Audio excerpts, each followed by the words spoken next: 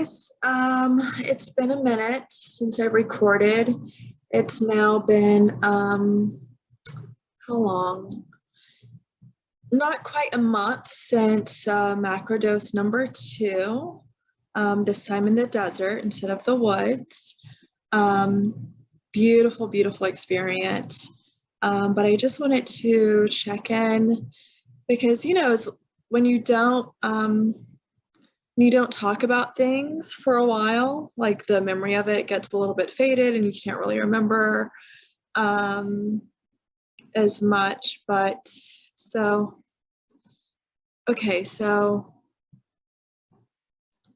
less than a month since the macrodose, and overall I will say I felt amazing, like just incredibly amazing. Total 180 in a lot of ways. And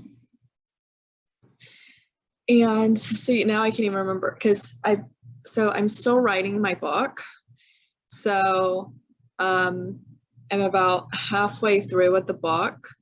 I got in another 10,000 words about a couple weeks ago.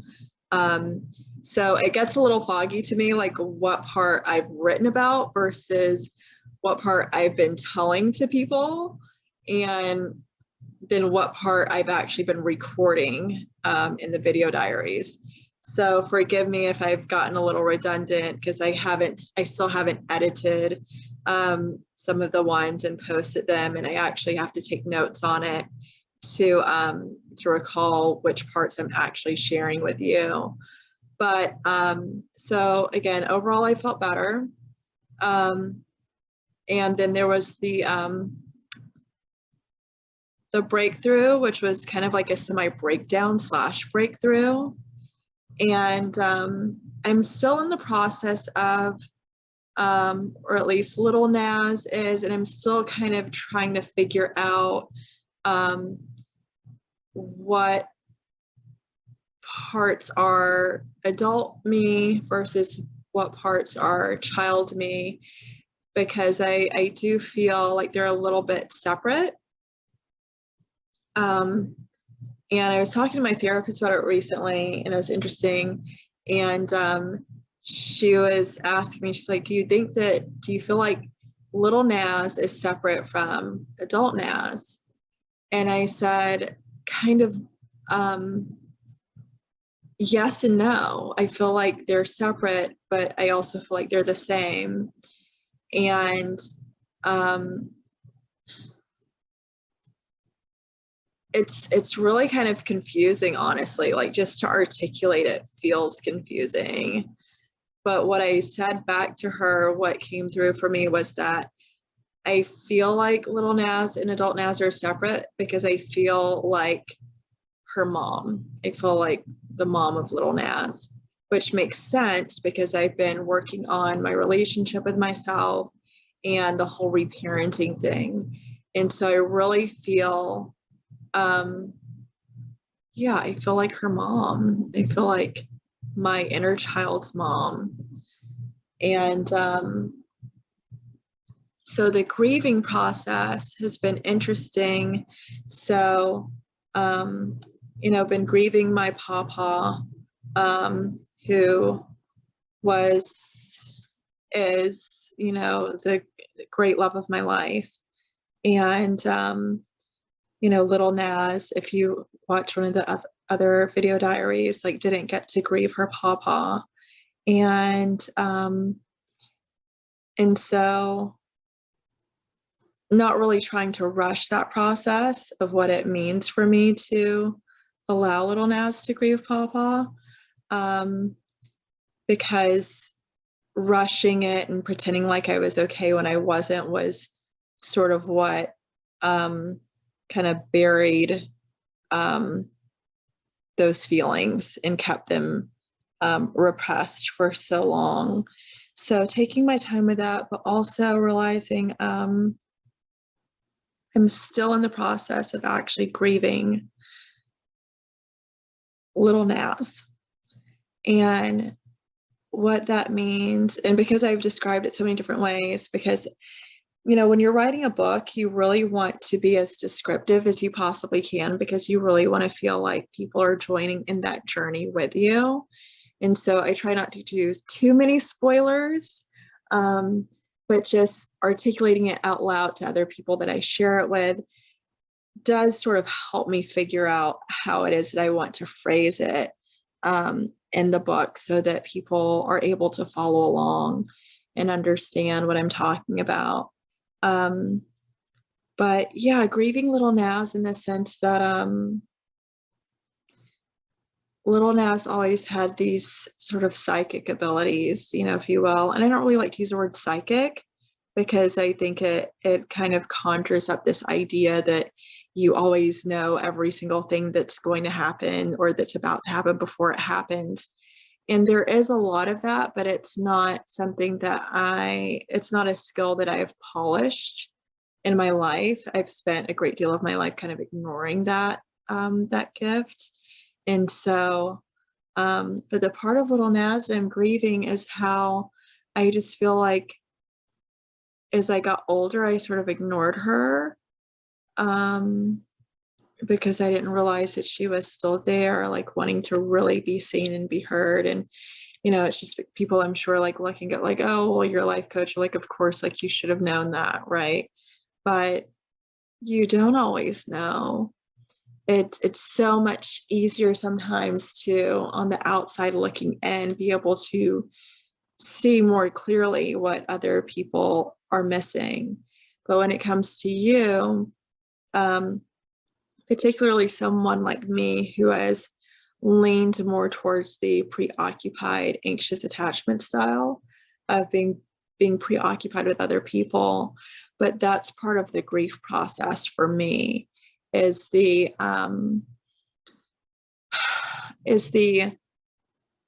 grieving parts of little Naz that I've ignored because I was so fixated on trying to help other people. And because people weren't doing that for me, I stopped doing that for me. And I was just like, oh, okay, well, clearly whatever you're going through has to be more important than what I'm going through. And, did myself a great disservice for many years. And so when the ruminating thoughts come in of things that, ways in which other people have, not treated me, the way that I deserve,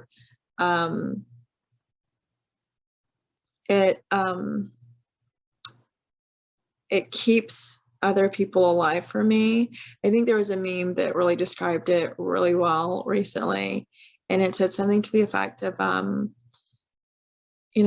I would not just lump the word grief in there, but it was about grieving it, and it said, it read something to the effect of, when you grieve someone, that means you have to remember them longer than you've actually known them.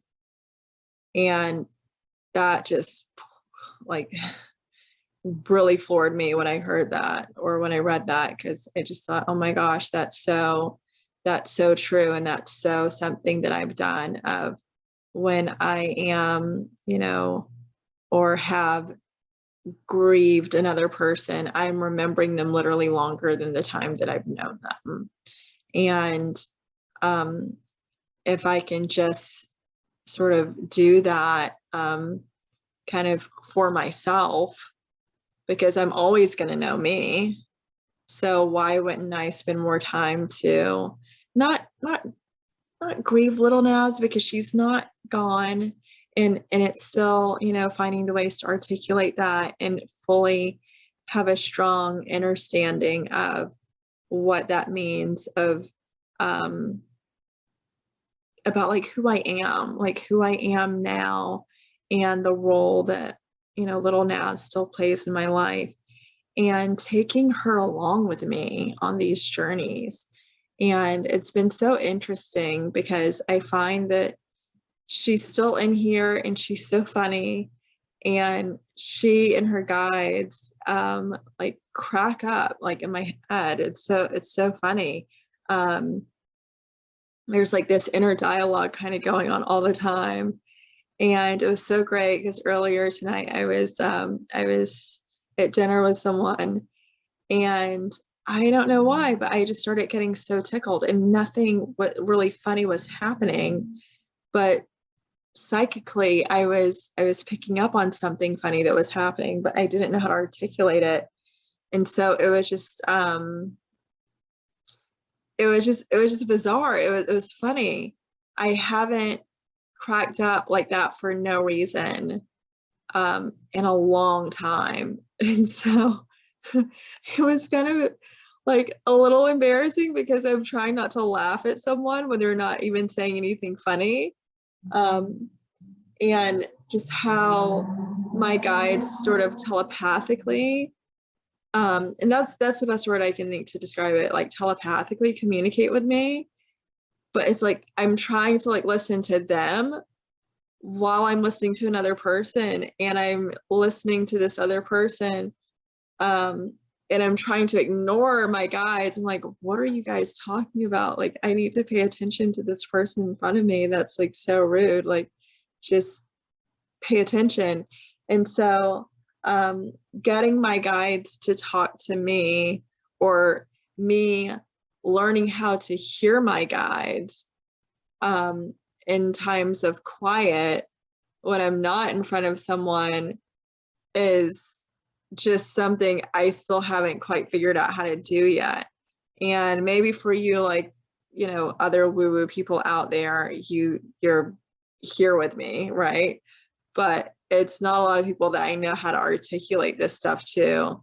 Because a lot of people I interact with, either don't really have experience with this medicine, or they have a very different experience with this medicine. But yeah, I mean, my guides were really helpful today. I was able to tap into them when I was meditating, and I was struggling with it, and they just kind of just kept reminding me, like, let go, just let go, just let go, and just go there. And I was like, okay, and I was able to do it. So I know this is like maybe a little bit of a convoluted message for today, and I have no idea how long I've been rambling on here, but yeah, I'm going through this period of vacillation between happy feelings and feelings that are not really happy, but not necessarily meaningless. They're not pleasant feelings, but I understand that they have a place. I'm just still trying to figure out what place they have for me, and learning how to read that, and not dismissing it, trusting in it, but also clarifying that message so that I can better understand what my next steps are to take in this journey. I've been in LA for so long. I never thought I would ever consider leaving LA. But part of me feels like I should, but then the other part of me doesn't know where to go. Sorry, I have like hair in my mouth. I have two kitties. Sorry, you guys. Oh, that's so much shudder. Anyway, but yeah, just trying to figure out, okay, if I'm not going to live in LA, where am I going to go? And so it leaves me feeling a little bit like, well, when in doubt, like, don't just like pick up and just move some random place. I'm not going to uproot my whole life for some place that I'm not sure about that I should even be going to. And so, yeah, it's been a very interesting time. I thought for the first time ever, in years, last year, early 2021, I thought for the first time, like, maybe I should leave, like, maybe I should, move away. And then I feel like there was a window in which it made sense for me to move. But then energetically, it felt like, well, I don't know, like I missed that window. Like I kind of had two different options to really look at that time. And because I didn't move forward with something, there were decisions that I made that kept me here. And I feel like I have peace with that. I definitely feel like I have peace about that because, again, I don't want to go and uproot my whole life with this feeling of emotional ambivalence, right?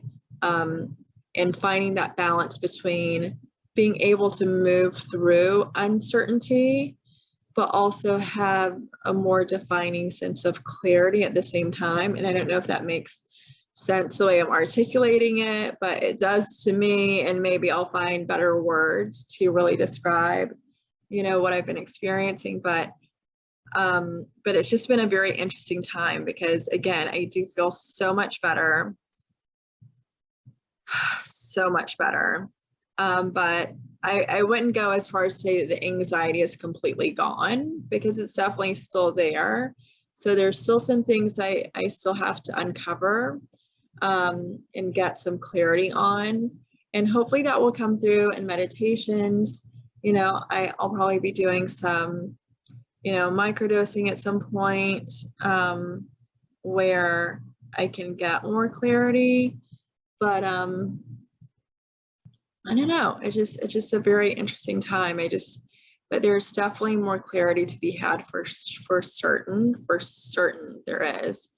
And yeah, I guess we'll just see, what unfolds. But I just did want to drop in and just always like kind of have this as a way of going, oh, okay, that was after the second microdose. I remember that feeling. I remember where I was at that time.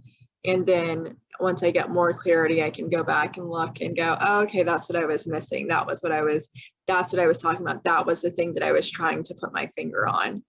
And hopefully it's helpful for you guys as well that are watching. So I'm scheduled to start the podcast on 3/22. I haven't decided yet if I'm launching with the video diaries, which you'll know by now because it will be well after March. But I had a great 2/22/22 of just journaling, and let's see, what else did I do? I did a saltwater float for an hour. That was awesome. I did infrared sauna and cold plunge. Stayed in the 50-degree cold plunge both times for 5 minutes. I think the second time might have been like 3 or 4 minutes because I might have run out of time, but for at least a good full 5 minutes on the cold plunge, which was badass because 50 degrees, like not too shabby for Nazareth. I'm just going to tell you that because I was the girl that, had the space heater on my feet, no matter if it was winter or summer outside. So, and then I went from there to yoga and did Kundalini meditation. And that was incredible. Went from there into heated yoga. And don't think I'm like that much of a badass because I'm not. Because of the yoga, I do about 30 minutes of whatever I want to do, including child's pose, and then the other 30 minutes maybe listening to some of the suggestions of the instructor. So for me, like I'm all really about the heated yoga. It just feels good, not Bikram, but just heated. I just love being in that warm and toasty room with all those warm bodies, and it just feels really good. And then they had a sound bowl healing after. But what was interesting is that there was something in me that was a little bit struggling to stay present in all of these moments, but I was so proud of myself for showing up for me and like letting little Naz just kind of go, okay, like you get to take a day to just unplug and go offline and play. And that's what I did. And I played, and I just encourage everybody to prioritize play. Play it's good for the soul. It helps with those happy chemicals that we short ourselves on too often in life. And we come up with this ridiculous idea that we have to earn the right to play. Oh, if I get all my homework done, then I can play. Bullshit. Get up in the morning and go play. go play, go get like that energy out into the world, and then come home and work, and I guess, yeah, obviously there has to be balance, of course, but this whole idea that we have to earn the right to feel good, we have to earn the right to create like dopamine and release endorphins in the world is just ridiculous. So yeah, so that's what I tell my clients and beautiful people around me. It's just prioritize play, prioritize feeling good, prioritize stream of consciousness, prioritize rampages of appreciation. Yeah, prioritize that. So yeah, it'll be interesting what I share next. And so one of the things I've been noticing showing up for me is running up against people who are not following through on what they say. And I find this really interesting. And because I'm noticing that this is a mirror reflection in ways in which sometimes I just don't show up for myself and I'm not reliable to myself. And so instead of vilifying, those people, right? Instead of doing that, I'm just going, okay, this is a mirror reflection for, me saying, okay, you're going to post your podcast, or you're going to post the countdown to your podcast, or you're going to fill in the blank. Me not doing that is me basically saying that I want other people to come through for me, but I'm not willing to come through for me, or I've not been coming through for me. And so I kind of have to thank the universe for holding up this mirror so like annoyingly consistent in holding up this mirror and showing me ways in which I've said that I'm going to do something and then I don't.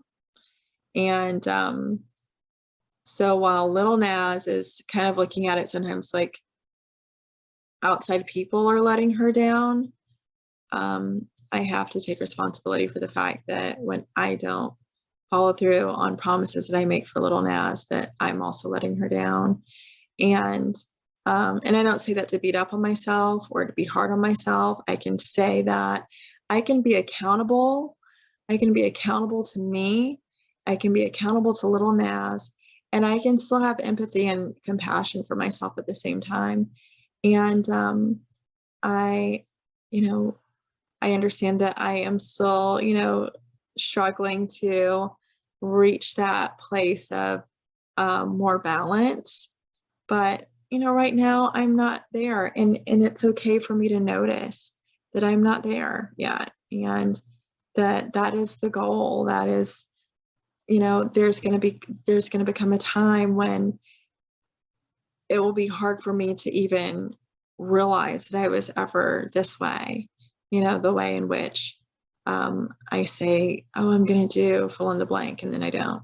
So it's an interesting time for me to be present and for me to plug in, check in with me, check in with you.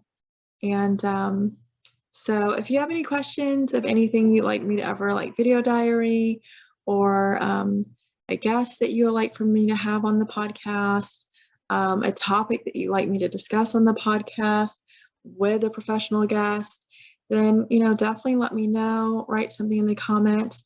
So excited about the launch and sharing some of the photos with you that I haven't already shown.